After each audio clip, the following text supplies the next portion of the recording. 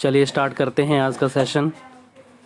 तो फ्रेंड्स, हम बात कर रहे हैं आपके रीड सिलेबस से जो साइंस जो सब्जेक्ट है, बायोलॉजी के जो टॉपिक्स हैं उनकी मैं टॉपिक वाइज आपको टेस्ट सीरीज़ प्रोवाइड करवा रहा हूँ इस चैनल पर, जिसमें हमारा ये जो टॉपिक है मानव तंत्र, इससे संबंधित हम बात कर रहे हैं।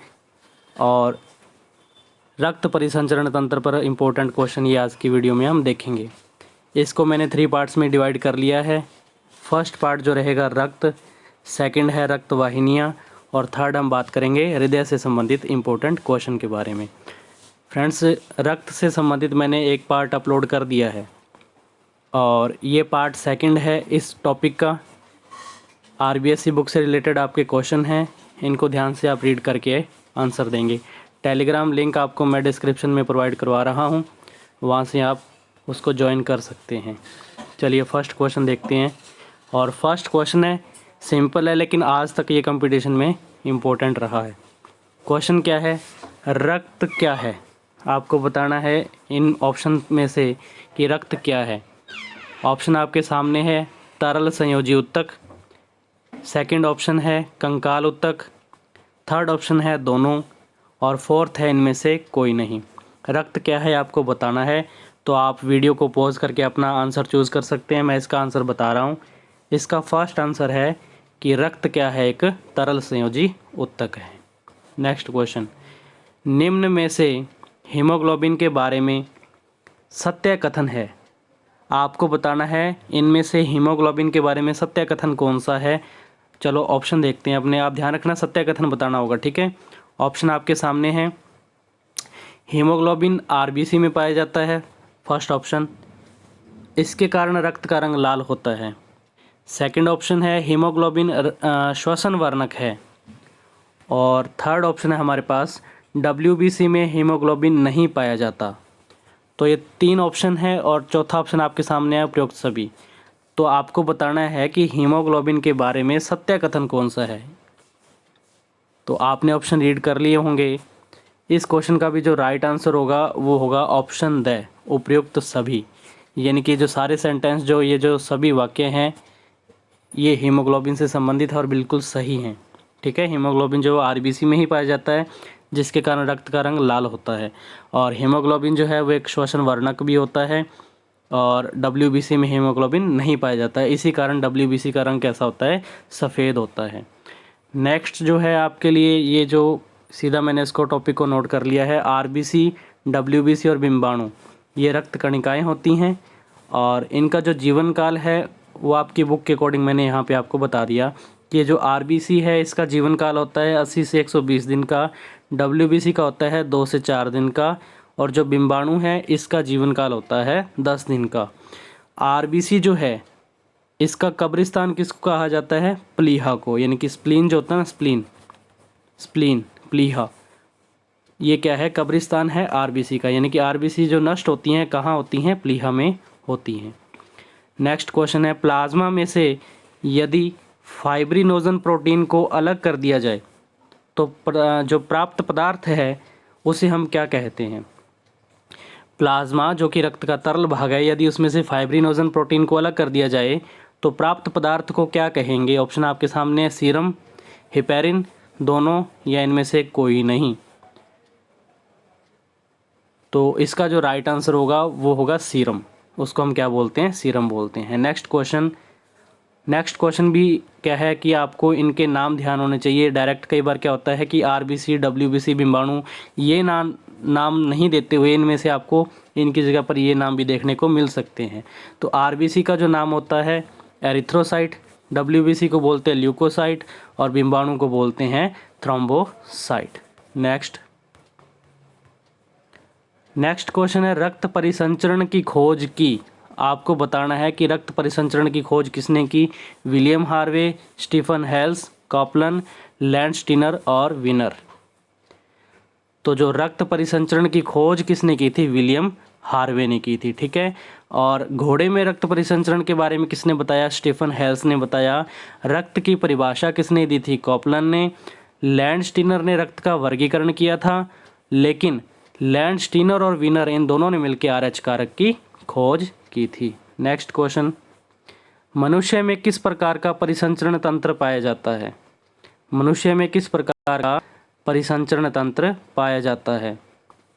खुला, बंद, दोनों या इनमें से कोई नहीं। तो मनुष्य में रक्त परिसंचरण तंत्र जो पाया जाता है वो होता है बंद प्रकार का। अब ये खुला और बंद परिसंचरण तंत्र क्या है ये हम आगे डिस्कस करेंगे नेक्स्ट टॉपिक में।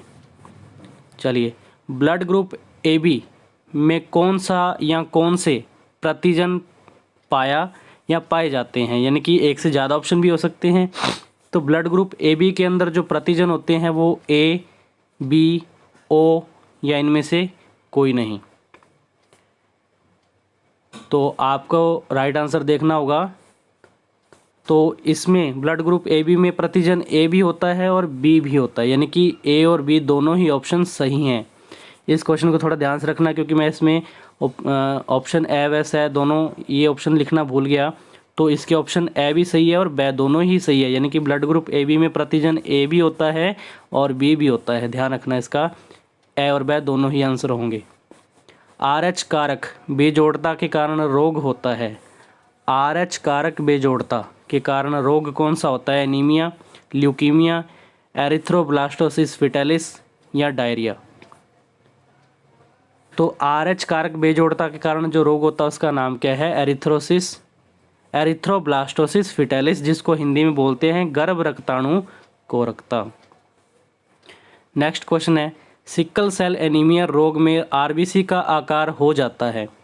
सिकल सेल एनीमिया जो रोग है इस रोग में RBC का जो शेप की बात करें, आकार की बात करें, कैसी हो जाती है? गोलाकार, चपटी, तर्करूपी या हंसियाकार। तो जैसा इस रोग का नाम है सिकल सेल, सिकल का मतलब ही होता है हंसियाकार, ठीक है ना, हंसिया को बोलते हैं सिकल।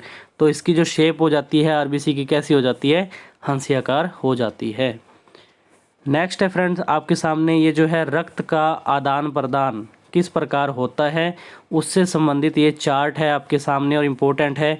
इससे आपके वो सभी जो डाउट है क्लियर हो जाते हैं कि हम किसको ब्लड ग्रुप डोनेट कर सकते हैं और किससे ब्लड हम गेन कर सकते हैं या ब्लड किससे ले सकते हैं। तो ये जो चार्ट अगर आपको समझ में आता है तो इससे आपके सभी डाउट क्लियर होते हैं। जैसे कि अभी आपको मैं बताऊं, हमारे पास मान लो अगर ब्लड ग्रुप A है, अगर हमसे पूछा जाए कि ब्लड ग्रुप A है ये किसको ब्लड डोनेट कर सकता है, ये हमें कैसे पता लगेगा? तो ये जो एरो के निशान है इससे आपको पता लग सकता है कि ये जो ब्लड ग्रुप A है, एक तो ये खुद को ब्लड डोनेट कर सकता है, खुद को, यानी कि इसके जैसे ही अगर किसी और का ब्लड ग्रुप है तो उसको ब्लड दे सकता है। इसके अलावा ब्लड ग्रुप AB को भी क्या कर सकता है? ब्लड डोनेट कर सकता है। वैसे ही हम बात करें जो ब्लड ग्रुप B है, एक तो ये खुद को ब्लड दे सकता है B वाले को ही, और एक ये किसको ब्लड दे सकता है? जिसका ब्लड ग्रुप क्या होगा? AB होगा। होप आपको समझ में आ रहा होगा। अब आप भी बता सकते हैं कि अगर आपसे पूछा जाए कि ब्लड ग्रुप AB जो है ये किससे ब्लड ले सकता है, तो आप बताएंगे एक तो ये AB ब्लड ग्रुप वाले से ही ब्लड ले सकता है, और एक ये ब्लड किससे ले सकता है? O से भी ले सकता है, A से भी और B से, यानी कि AB ऐसा ब्लड ग्रुप है जो सभी से ब्लड ले सकता है। इसीलिए इसका नाम क्या रखा होता है? सार्वत्रिक ग्राही। इसका नाम क्या होता है? सार्वत्रिक ग्राही, क्योंकि ये सभी से ब्लड ले सकता है। और बात करें कि ब्लड ग्रुप O जो है, O ब्लड ग्रुप वाला व्यक्ति जो होगा वो किससे ब्लड ले सकता है? केवल O से ही। O ब्लड ग्रुप वाला जो ब्लड है किसी का, तो वो किससे ब्लड ले सकता है? O वाले से ही ले सकता है और किसी से नहीं। लेकिन ये ब्लड सभी को दे सकता है, देख सकते हैं आप, O जो है A को ब्लड दे रहा है, B को भी ब्लड दे सकता है और AB को भी ब्लड दे सकता है। तो इस कारण ब्लड ग्रुप O को हम किस नाम से जानते हैं? सार्वत्रिक दाता के नाम से भी जानते हैं। तो ये चार्ट अगर आपको ध्यान में रहता है तो कौन किससे ब्लड ग्रहण करता है और कौन किसको ब्लड दे सकता है, ये आपके सभी डाउट क्लियर हो जाएंगे। तो ये थे आज के इम्पोर्टेंट क्वेश्चन आपके रक्त परिसंचरण तंत्र के अंदर जो एक टॉपिक है रक्त से संबंधित, और ये पार्ट 2 मैंने इसका अपलोड किया है, यानी कि पार्ट 1 भी इससे पहले मैं अपलोड कर चुका हूँ। वीडियोज़ की मैंने प्लेलिस्ट बना दी है। 21 वीडियोज़ आज तक हमारे पास हो चुकी हैं। इसके साथ ये टोटल 22 हो जाएंगी, तो इनको आप सीक्वेंस में देखें। अगर किसी क्वेश्चन में डाउट होता है तो आप मेरे को कमेंट कर सकते हैं। मिलते हैं नेक्स्ट वीडियो में एक नए टॉपिक के साथ, तब तक के लिए धन्यवाद।